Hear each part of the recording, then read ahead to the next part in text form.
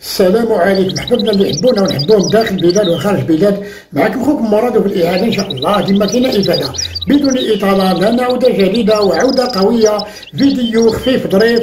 حنا اليوم 7 سبتمبر 2024. الفيديو هذا اللي نصور فيه اللايف خاوتي، هذا أنا قاعد نصور لكم فيه. نزيد نأكد لكم حنا اليوم 7 سبتمبر 2024 وحنا اليوم في قسنطينة كاينه سخانه ما نقدرش نقول لكم خاوتي، راكم قاعدين تشوفوا فين الصوره غنيه على التعليق. الفيديو هذا حبيت نديرو لبعض من الناس، كاينين الناس غالطين وكون يكملوا هكا يغلطوا يزيد يغلطوا ناس معاهم. تفرج يا اخي، انت كتبت لي تعاليق وقلت لي انا عندي مقال نتاعي 20 يوم يبداو ياكلوا. شوف يا اخي، هادو ما كملوش الشهر راهم قاعدين ياكلوا. انا ثاني نقدر نقول لك عندي مقال عندهم 10 ايام مازالوا ما داروش الريش ياكلوا وحدهم.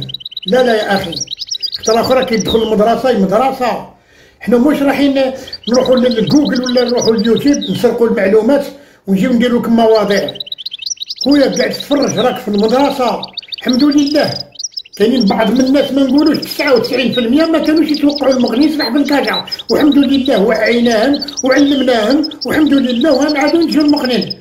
يا اخي تفرج باخطر اخرى ما تدخلش وتزيد تخلط الناس معاك هكذا خاوتي. انا الفيديو هذا حبيت نديرو برك باه نوعي الناس. كما قاعد تشوفوا خاوتي هادو دي فلمان عندهم تقريبا 3 شهور 2024.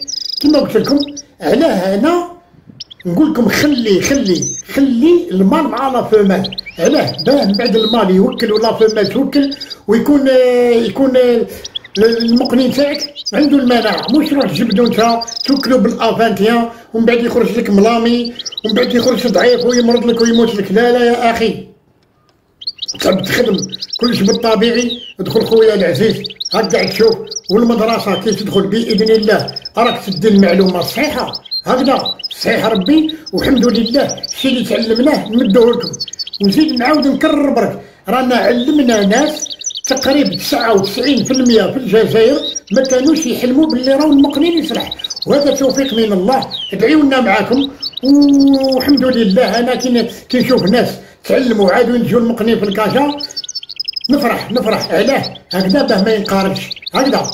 وانت يا اخي خطره اخرى ما تزيدش تغلط، كي تدخل تبع الفيديو باه تفهم كلش هكذا. تبع الفيديو من البدايه للنهايه. وهادو اللي قاعدين تشوفوا فيهم خاوتي هم ياكلوا في البيض، هادو مهم عاد ما توكلهمش هكذا، هادو مهم عاد ما توكلهمش. انا درت الفيديو هذا برك باه نوعي. كاينين ناس فهمتني تقدر تغلط وتغلط الناس معاك هكذا.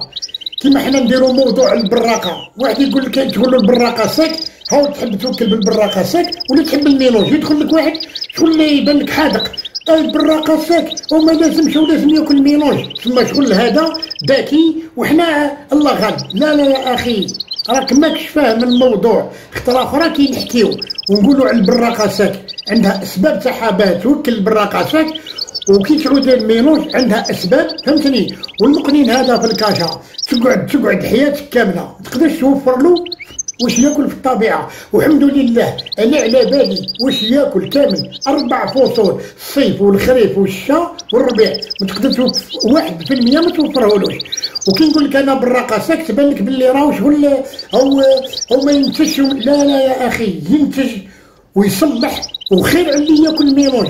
وكلوا انت بالحبوب بكل نعطيه براقه وحدها ونعطي له ساعات ديقنا في الكودي وخير على تاعك ويصلح فهمتني.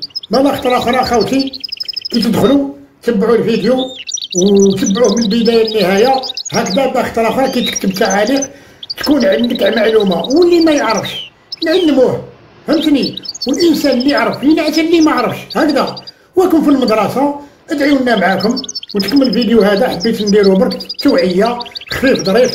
بارطاجيوه ما تنساوش خاوتي، كي تبارطاجيو نوصيكم وبارطاجيوه في لي باج المضاف هكذا باه الناس تدي المعلومه الصحيحه صحيح ربي. ومازال جديد والحمد لله مازلنا نكوكليو في الخريف. والسلام عليكم ورحمه الله تعالى وبركاته.